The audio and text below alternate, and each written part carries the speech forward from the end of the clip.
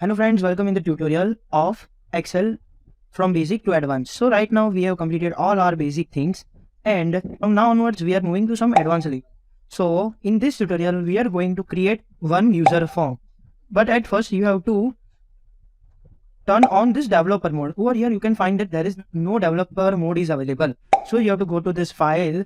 Under the file section you have to go to this option menu, and under option you have to go to the customize ribbon.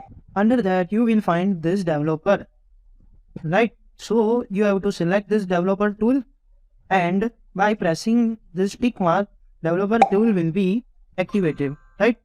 So let us apply this developer tool. Okay, so right now you have got this developer tool, and over here there are multiple options activated. So there first is the Visual Basic, second one is the macro.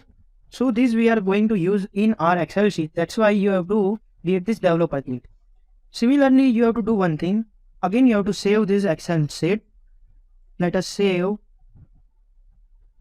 over here form creation tab, and you have to do this macro enabled workbook.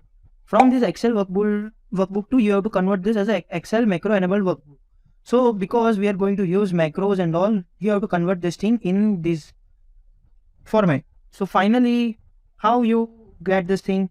See over here, we have converted this thing as a micro enabled workbook.